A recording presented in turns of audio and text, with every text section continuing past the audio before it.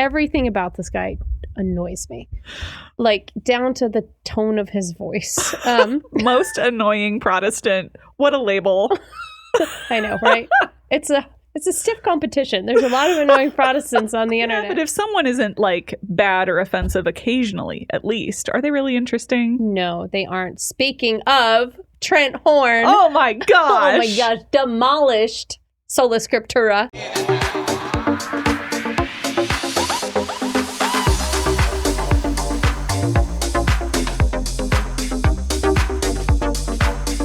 Welcome back to the Catholic Everywoman, where we give you the hottest topics that happened in Catholic media this week. Think of us as your weekly Catholic digest.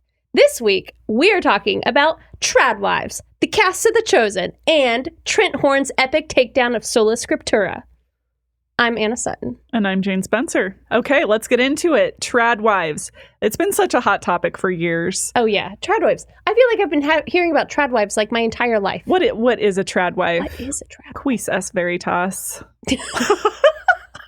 So, yeah, the Tradwife. I mean, when you think of that, I feel like there's this image that just pops into everyone's head.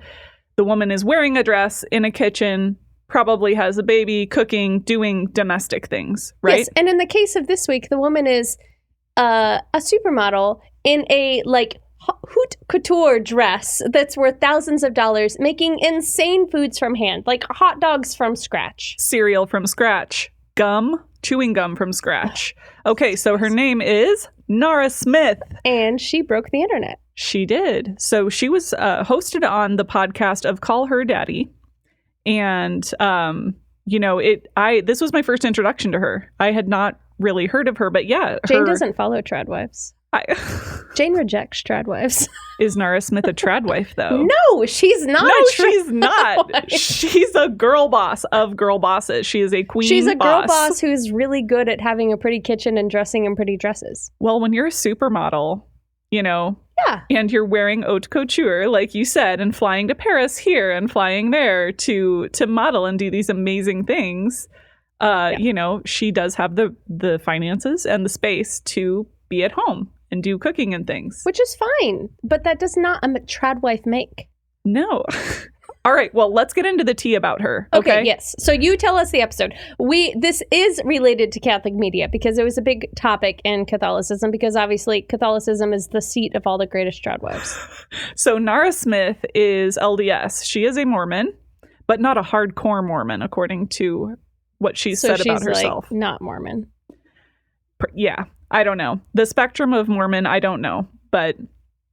So she's hosted on this podcast, and she said she really bucked against this Tradwife label for herself. She was saying like, what? No. And she looked up the definition of Tradwife on the internet and was like, this is what the internet or whatever reliable source says a Tradwife is. And then she argued each point, saying, my husband and I share, childcare. I cook because I like to cook, but he does the dishes. Regarding being the breadwinner, she said we both work and childcare is divided when the other partner is working.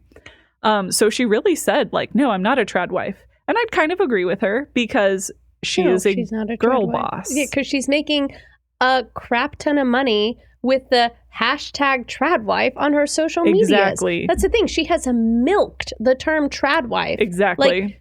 Like her and Ballerina Farm are like the Tradwives of all Tradwives when it comes to social media. I would actually say that they've destroyed Tradwifery for the true Tradwives. The Mormons have a monopoly on Tradwifery. The Mormons are just so pretty and so nice. They're so nice. Yeah. So I scrolled through the comments a little bit, because I was curious, what are people saying? I'm just kind of getting introduced. She gaslighted us. Yeah, like every other comment was, and this is a gaslight because she used hashtag Tradwife everywhere and really made a name for herself, made a brand. She's made a lot of money being a Tradwife. Yeah. So that's kind Tradwife. of been her brand. However, she wears beautiful dresses when she films her videos. And she has a soothing voice. She gets really close to the microphone and is like, wow, I'm about to make, paper from scratch. Maybe she didn't do paper, Or but my husband, because he commanded me to. ooh, I don't know about the relationship. Well, she does, like, she made a really big thing early on of, like, doing, like, going above and beyond for her husband. Like, he had, like, a whim for something, and she would spend, like, 8 hours. I mean, that was part of her whole brand. And that was why people were angry about her, because they felt like, oh, she's demeaning to women. It's the same, like, issue that we see all the time online, where it's a performance art. Like, she's putting on a show. Yes. And then people, like, get all up in arms, and I'm like, trust me, no real trad wife is in their kitchen making their husband, like, you know, cereal from scratch. They're busy feeding their children. Yeah. And their husband is working, you know. Right. So, you know, she talked about, I work too, and I just like to cook. So Which is great. Yeah. And just because one likes to cook does not make one a trad wife. How many male chefs are there out there? No. Okay. So the Catholics kind of, like, talked about this a lot. I saw it all over Substack with, like, Claire, the Catholic feminist, who I actually really like. I think she's great. And she tends to have a really balanced perspective on things. But she was like, if you guys ever thought this was a real trad wife, like, that's on you. Like, nobody. How silly. Yeah. Nobody should have ever looked at this girl's Instagram page and be like, this is a real trad wife. But I really think part of the problem is I think a lot of people are not actually around, like, stay-at-home mothers with a large family. Like, I think it's actually a pretty foreign concept for a lot of people, which is weird because, like, in my world, everyone's a stay-at-home mom with a big family. Like, if you're in the conservative Catholic world, you're like, oh yeah, this is just like, yeah, that's life. This is normal. And I am a stay-at-home mom with 6 children, you know. And you have a lot of girl boss in you. I do, but I am not. See, I wouldn't even call myself a true trad wife because I don't homeschool. My kids, thank the Lord, are starting school on August 20th. Who's counting, though? She knows the date. Although, actually, the twins will still be home, and I think it will actually be harder to watch them without the others around. So, I don't know if that's going to be a net gain for me. But yeah, so I don't make everything from scratch. I'm not like, I'm not crazy about health stuff. I am like endeavoring to make all of our bread from scratch because it tastes better and it is better for you. And with a bread machine, it's like basically. And it makes your whole house smell amazing. Smells so good. Okay, so is the definition of a trad wife really a stay-at-home mom? You know, is that more true to the definition than like any influencer out there that is saying, oh, look at my trad wife life? Yeah. Who's making money on their trad wife life? Exactly. Well, if we want to go all the way back to Proverbs 31, we could say that people like Ballerina Farm and Nora Smith are true trad wives because the Proverbs 31 woman did bring in an income. She did, but I don't know if I would define Proverbs 31 woman as a trad wife. Well, I think like she's trad. I mean, she's the biblical wife. She's like the trad of all trads. I think she is the perfect mixture of like the two imbalances of like hardcore trad wife and like hyper feminist working woman type of thing. Yeah. I think Proverbs 31 woman, she works hard, she loves her family, her husband and her children praise her, and she seems like happy and also full of hospitality and ideas. Yeah. I think she's the bomb. Like that's the goal. The goal. Yeah. That's what we all want to be. That's the goal. I think the caricature of trad wife that like the feminist movement is terrified of is more like the very extreme SSPX woman who like only wears dresses, who really is kind of suppressed, who isn't encouraged to get an education, who like, I think that is what people are scared of when they talk about the trad wife movement. But I think there are a lot of women out there who are just like raising their kids and staying home and doing normal housework stuff. And their family's perfectly happy and balanced and they're not suppressed or abused or any of those things. Right. So maybe that's kind of the answer. The stay-at-home mom, the balanced, happy stay-at-home mom aiming for the Proverbs 31 woman is the trad wife. The trad wife. But we're never going to see her online because she's busy. That's right. Yeah. She's like, I'm sorry, I don't have time to post on Instagram. And also, if you're a normal stay-at-home mom, your house is not Instagram worthy because there are children in it. Like, yeah, absolutely. And there's glory in that. But I think, you know, with influencers online, we're only seeing the cream of the cream, right? We're seeing the perfect house, the perfect hair and makeup every day, and it's impossible. So if we're comparing ourselves to some kind of social media standard of whatever it might be, you know, the perfect Catholic woman, trad wife, whatever, we're never going to achieve that because it's false. It's not real. No, but I would like to defend like the Instagram woman because I actually like really like Instagram. I don't like what it is now. It's all ads now. I don't see, but back like a few years ago when I was really seeing like the content I followed, I really enjoyed the motivation to find beauty in the ordinary, which I think like Instagram influencers are really good at, especially like trad wife type influencers. It's like, oh, I'm holding up a cup of coffee and my children are playing, and there is true beauty in that. Okay. Yeah. And I think that actually helped me find those moments in my day a lot more. Like when I was almost thinking about life through like a photography lens.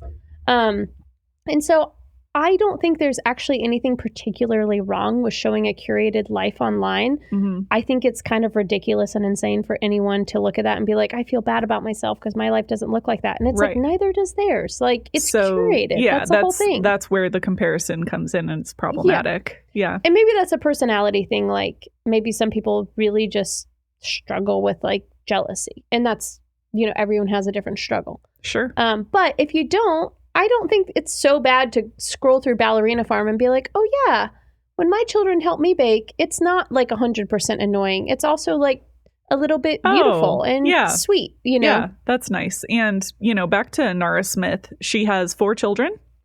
And within like 5 or 6 years, like they're pretty close together. She has 4 children? I believe so, yeah. She looks amazing. She's a supermodel. Yeah, but like still? Yeah. So but, I dislike her more than ever because we're comparing now. Now I'm comparing myself. Yeah, no, she really does seem to enjoy her children. Yeah. And I'm sure she does. Yeah. And I'm sure like she and her husband have had these 4 kids together. They've built basically like an online empire together. Like I don't have a problem with her. I think it's ridiculous for the amount of people who believed she was a trad wife. Like that's not what trad wifing is. Right, exactly. Yeah. I mean, I would actually say Ballerina Farm is more of a trad wife. Like she actually does a homestead, right? Yeah. I mean, she has a business, you know, like she is closer actually to that like Proverbs 31 woman who's like truly working and bringing in like a lot of money and also doing a lot at home. But I think she just genuinely likes that. Like people are really hard on her and maybe she's just happy, you know, maybe she wants to do it that way. Yeah, there's nothing wrong with embracing the trad wife life, you know, if that's what you want and that makes you happy. You don't have to be something that the internet tells you have to be. Yeah, you can be whatever, which was a key point in her interview. She was like, nobody should be fitting women into boxes all the time. Exactly, right. Which I do think is a fair point. Like the internet wants to put everyone under like a neat little hashtag. And that's not really how life works.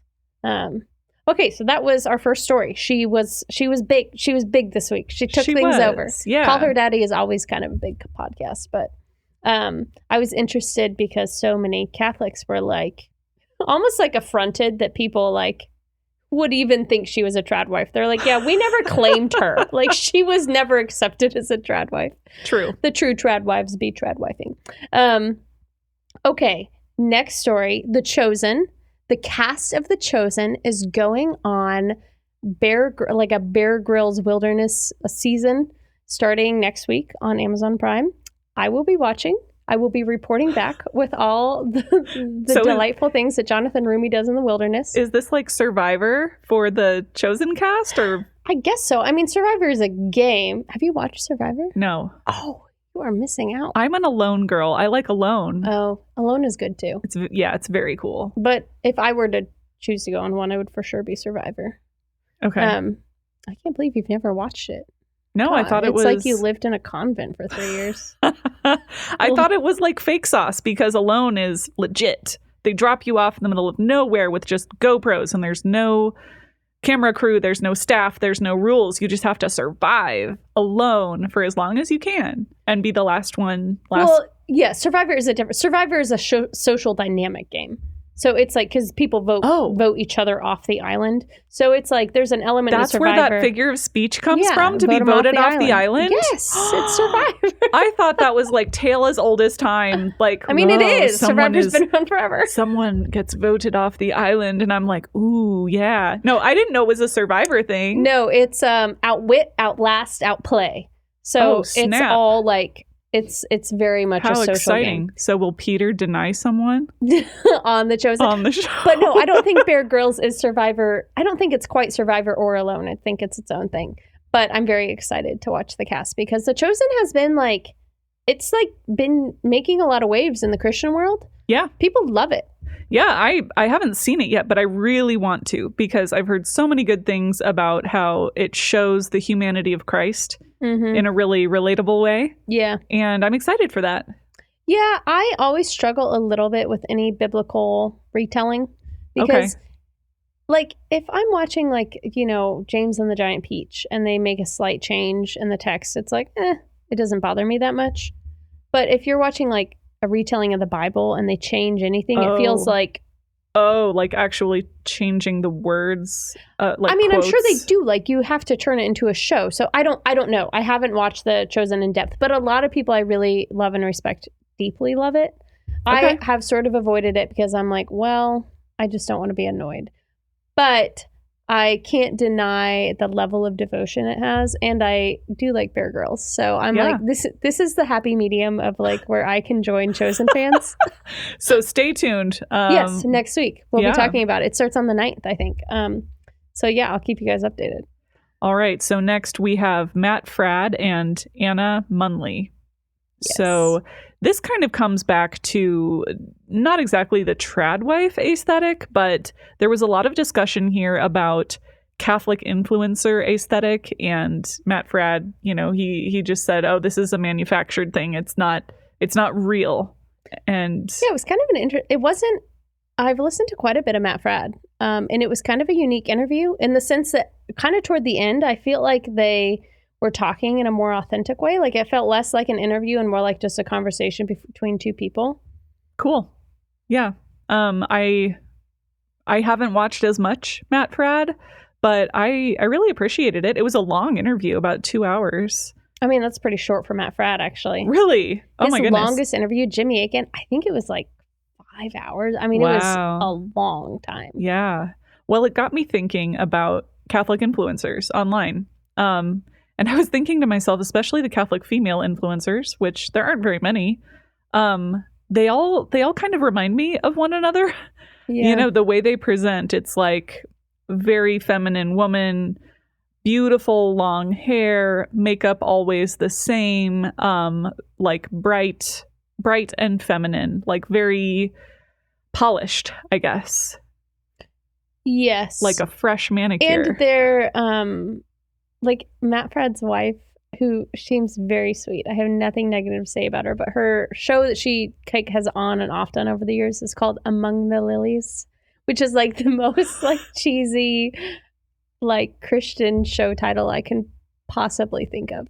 And she's like that. And yeah, it's always this kind of like soft-spoken, elegant, like very affirming. And I don't think that's very bad. I get a little bored of it, I think.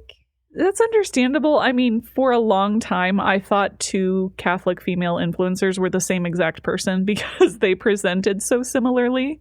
And it wasn't until recently that I noticed, oh my gosh, they're two different people. Who? Well, I think they should maybe remain nameless, but you look just like each other. I'm dying to know now. Okay, but who's better is Jen Fulwiler. She's a hoot. I love her. Oh, yes.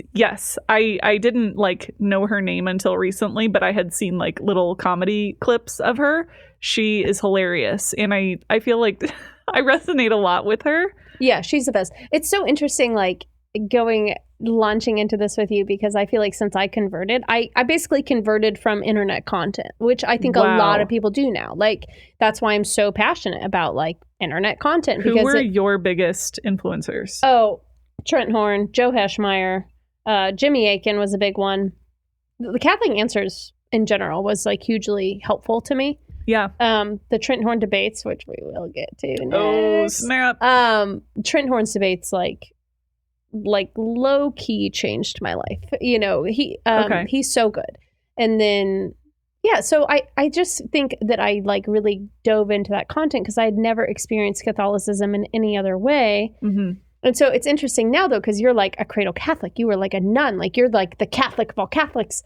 And I know so much more about internet Catholicism than you do, which it is kind of two separate things. Like real life Catholicism and internet Catholicism are like, they're kind of different.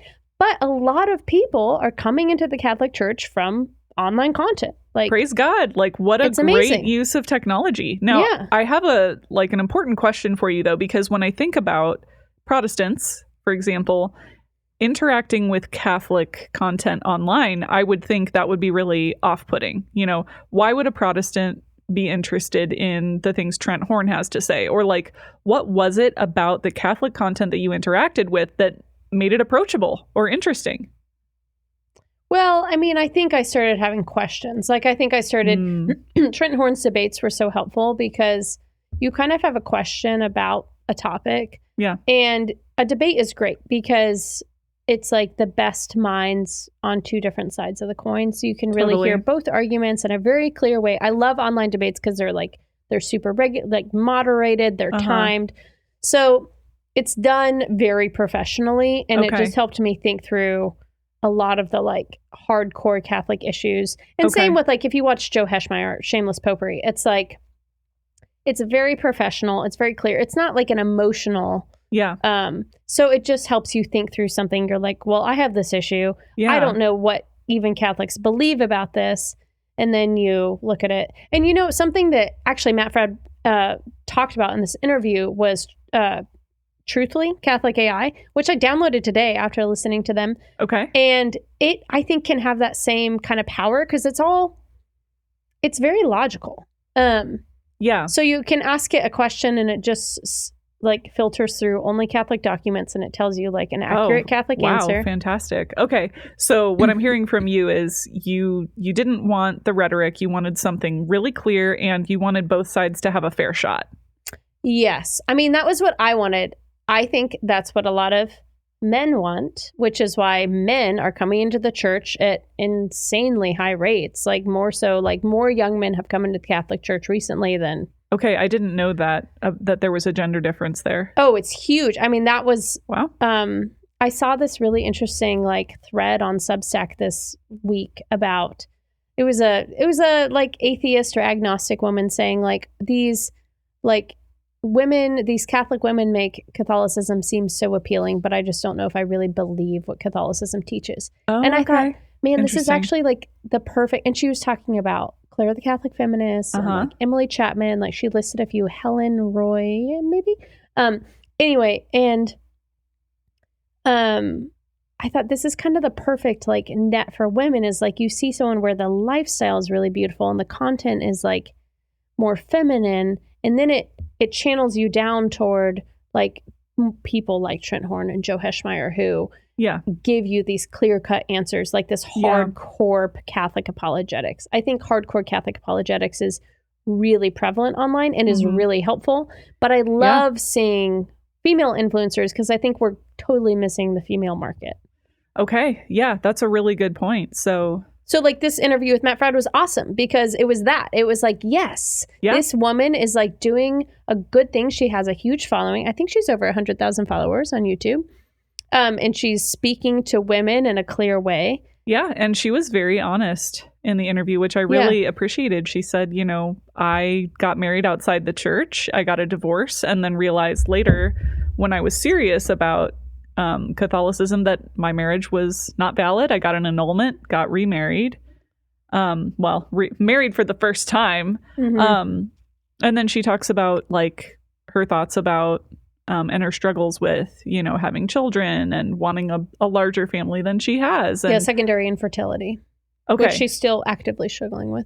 Okay. Yeah. So, I mean, I just thought it was really candid and. Yeah, it was a great interview. I really enjoyed watching it or listening to it. One thing that I learned was that, Matt Frad's from Australia.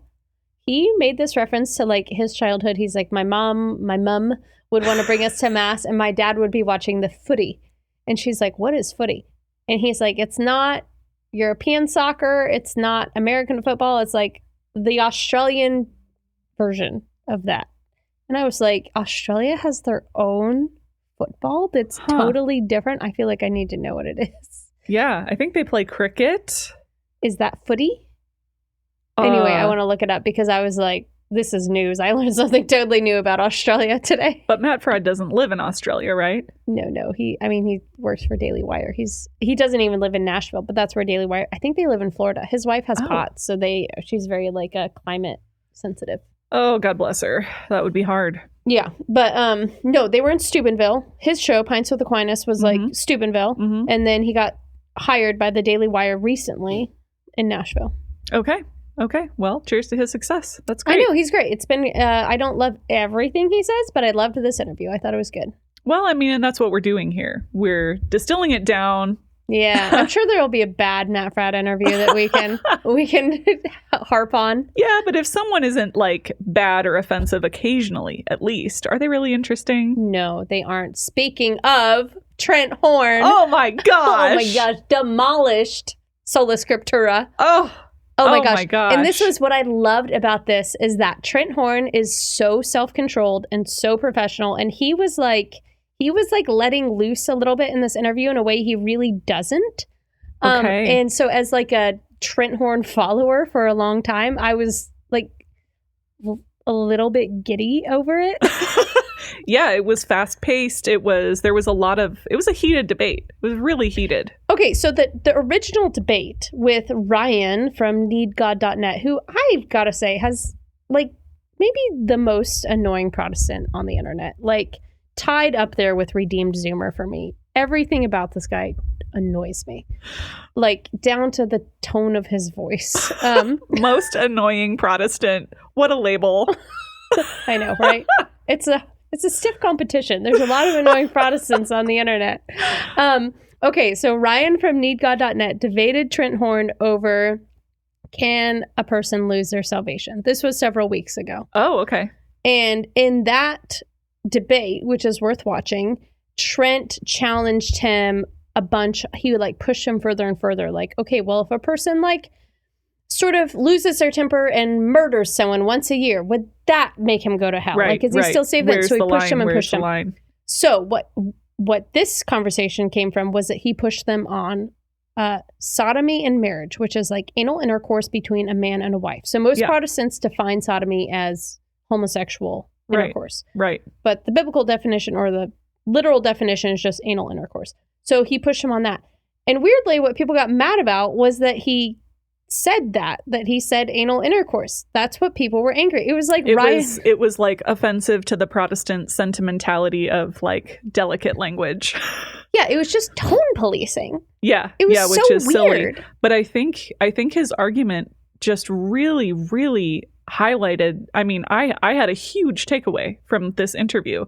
He was talking about, okay, if it's Sola Scriptura, where do you find it in the Bible? Where do you find it in the Bible?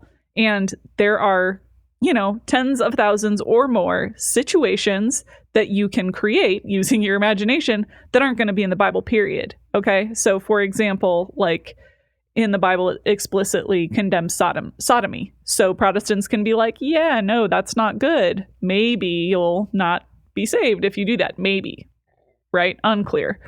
But he was saying other things like age of marriage. Like, so if you commit sodomy with a 12-year-old that you're married to, is that sin? Right. Like, or if a husband and wife are engaging in sodomy and it's consensual within a loving marriage. Well, it seemed like from the Protestant perspective that was just fine. Like, oh, there's nothing wrong with that. It's fine. It's consensual.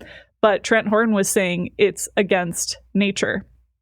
Yeah. It's against God's design for the dignity of marriage and procreation. And so it was just... It's a really big problem. Like, actually, I've experienced this exact problem. I grew up Protestant. What we were taught was, as long as you're married, you can do whatever you want, as long as there's not a third party. This was explicitly taught okay, so all through my whole life. This is what third party is the line. Yeah, so like no pornography, no like three ways, threesomes, whatever, no animals, that kind of thing. But I remember really early in our marriage, we had a conversation about sodomy. We were both like curious. We tried it and it was awful. It was awful.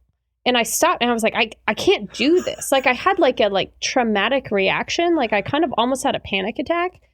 And it was really upsetting because I couldn't define why. Like I just felt like, well, this is something everyone tells me is fine. Everyone says like, I waited till marriage. We were virgins. We did all the things. We checked all the boxes. Why is it that in my like sexual freedom, I feel so bad? Interesting. Sexual freedom.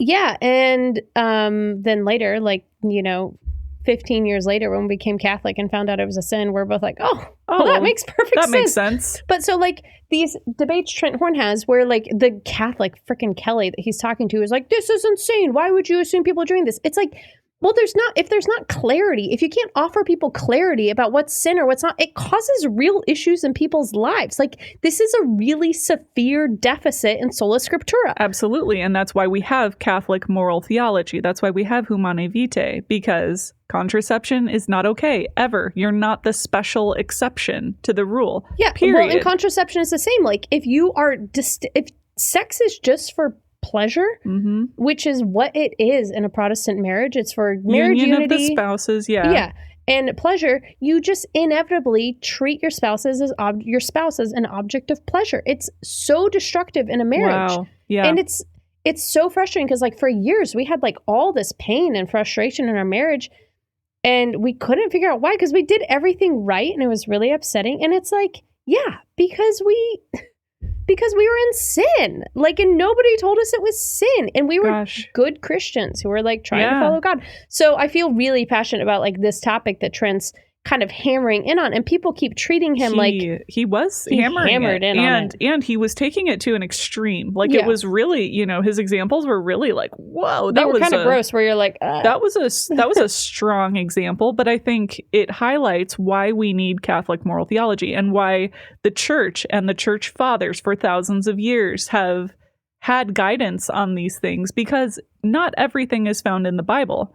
And when you come up with all of these different ideas or arguments, should I do this or not? It basically came down to like, well, do I feel like it's right? Do I, it was just relative. Yeah. Like if I think this is probably a good thing, if it feels like the right thing to do, I know I'm a good person. It's fine. It seems like it's in line with the natural order, which is like, what does that even mean? But like, then it's relativism. It's just, I do what I want and I'm saved no matter what. And that's just not true. And not true. This man, and it will hurt your marriage. Yeah. And this man was saying like, well, it's just common sense. You just know what's right and wrong. But it's not. Trent Horn was really pressing on the line. Where is the line? And if it's not found in Scripture, then Sola Scriptura falls apart. And rightly so. It should. It's a heresy. Yeah, it is. It's really, really destructive. Like, I see it more and more in my own life. Like, there are so many areas where I'm like, oh, Sola Scriptura failed me. It just failed me over and over and over again. And it's so hard because it seems very noble. It's like we trust the words that God gave us. We don't trust the word of man. We trust the word of God. But God didn't give you a word. He gave you a church. He gave you a church. He didn't say, go write these things down so that everyone knows what I said. Well, but that's every heresy ever. Yeah. Every single heresy, every single schism from the Catholic Church is well-intended. It's, hey, we've got it right. We're convinced we've got it right. And like, yeah, we trust the word of God and only the word of God. Any kind of introduction to man or authority is going to necessarily be corrupt. Kind of makes sense, right? But every time it falls apart and the Catholic Church prevails. Yeah. Period. Okay, so that is the hottest stories in Catholic media this week. Come back next week. We will give you the hottest stories next week. We are the Catholic Every Woman and St. Carlo Acutis. Pray for us.